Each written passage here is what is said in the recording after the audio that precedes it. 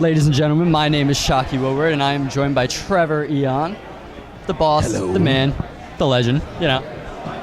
Guy's awesome. So, Something like that. researching you, I saw you've been in the ring for 6 years. How's your style changed since your debut? When I debuted, I was super cookie cutter, and I was on this rigid path where I just didn't do much of anything. So it was all, I did like some fancy chain wrestling, but that's about it.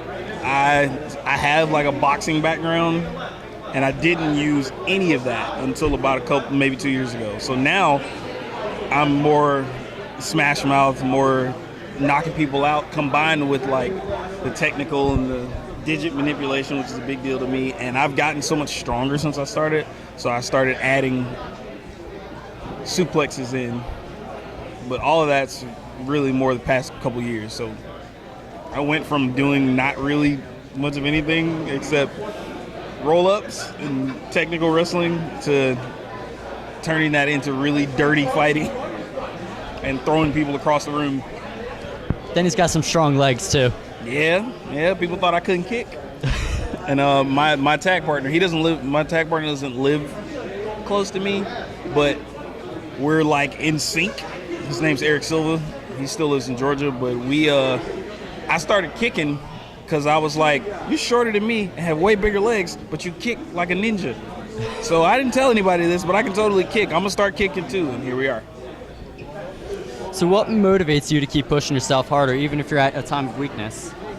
I don't know, I guess I'm kind of a glutton for punishment. So even if I feel bad, if I want to do something, and I'm really random, like if I want to do something, I just do it. I don't really think about it after. I apply the same thing in the ring. A lot of times I'll be thinking, I should do this. It's probably going to hurt. It's going to be ridiculous. I'm going to do it anyway. Kind of like when we were talking about in Connecticut, like hitting like your head on the side of the ring. Yeah. I thought it was funny. You're just like, I really don't want to do that, but I'm going to do that. It's like, damn the consequences. You're just like, broken neck? Put on a good show? Let's do it. If I don't die, we're good. What made you decide stepping in the ring was right for you, and how has stepping in the ring changed you? So when I was a kid, this is how I discovered wrestling. My grandma was watching wrestling. I walked in the room, and I had already started reading comic books at that point, so I was like 5 or 6. And I was like, that looks like X-Men. What the fuck are those guys doing? So it turns out it was wrestling, and I never stopped watching. And I've always wanted to be an athlete, but I also wanted to be an artist. And the only thing that combines those two things outside of being in movies is wrestling. And I didn't really want to play a sport. Like, I wanted to fight originally. That's why I got into boxing. Like, I wanted to fight, but I got bored with it and was like, I don't really want to fight per se, but I want to do something similar, but I still want to have the crazy outfit, the stories. So I said, wrestling's the best thing, and it was one of my favorite things in the universe. So I was like, I should do that for a living. Here we are. Do you do it full time? As full time as possible. As full time as possible. Sometimes I feel like no. But So you were trained by Micah and Tracy Taylor. What lessons did they teach you to like make you the man you are today and the wrestler you are today? One of the first things I got from training with them is learning respect, not only for what I do, but for my opponents and the business overall. Because I didn't know, I was a fan, so I didn't know anything as far as the inner workings of wrestling. I never paid attention to that stuff. I didn't really read the websites or anything. I didn't care. I just wanted to watch the show. So when I became part of the show, those were really the first things they taught me, which is also why I wrestle the way I do now. And I try to make sure nothing I do see-through, make sure that, like, I've had people be skeptical about wrestling to me because they were like, you look like you're killing people. Good. Because that's what I wanted. And I was a lot less mature before they trained me, and they helped me mature as a person as well. Because I was way, I know I still have a lot of this in me, but I was way more like, I would haul off and punch people in the face without a second thought. Like, what'd you say? Bam. They got a lot of that out of me because it's like, you can't do that. and then you're just there like, Trever. Yeah.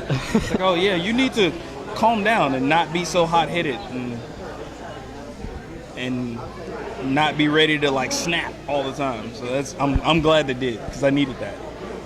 If they had met me years earlier, I probably would not have lasted, because someone would have threw me off a balcony already. Jeez. Yeah. So you sort of lead the wrestling side of the left-hand path. Mm-hmm. What caused you to like be a part of the left-hand path, and why should others follow your lead? So the funny thing about the left-hand path is the group was born out of a group that I was in, that I led at a place called Pro South Wrestling in Alabama. So when that group was over, my manager, the manager that was in my group, started the left-hand path, and we're both, funny enough, we're both legit. Like, that's legit. That's a shoot. It's not, the left-hand path thing is way less gimmick than we're letting on. We're both members of the Satanic Temple. I'm always wearing this for a reason. And when he started the group, they were meant to be like, I was supposed to fight them, because I wasn't going to be in a group. I was going to be by myself. And then I joined 13th Floor, and that didn't work out. And Zombie Dragon actually was like, hey, you should be part of the path. And I was like, yeah, let's do that. Fuck it, why not?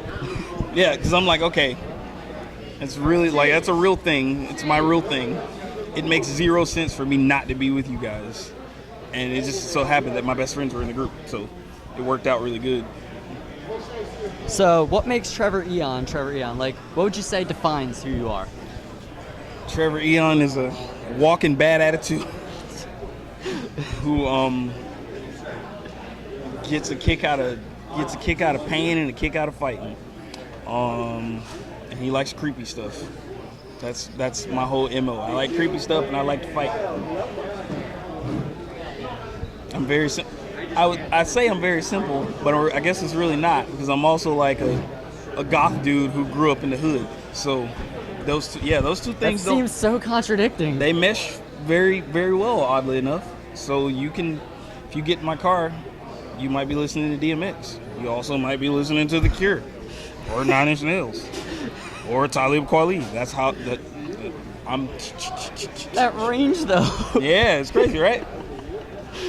So, last time you were here, you competed in the Nucleus 19. You won the Nucleus 19. What is next?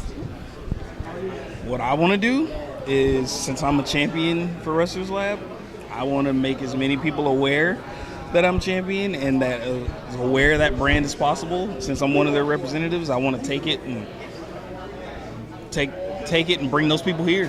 Bring those people wherever we are. Make them know that the representative of Wrestlers Lab means that you're gonna get awesome matches. You're gonna get a great show every single time, and as many different places as possible to take that beaker, to take that trophy. I want them to see it. I want them to be like, oh, that's a cool thing. Where did that come from? We're gonna follow that wherever it is, whether it be YouTube, whether they come to wherever we are. Yeah. In about 5 minutes, No. Jimmy Hack's going to make his way up here. No. We're going to have those VIP spots that get All right. those posters. Thank you so much for coming. Hopefully in the future I get you again. Yes, I'll be here. I ain't going nowhere. He's always here, so if you guys see him, you guys should definitely meet him. He's cool as fuck. I'm weird though. I'm just saying. But cool as fuck. All right. Thank you. Yes.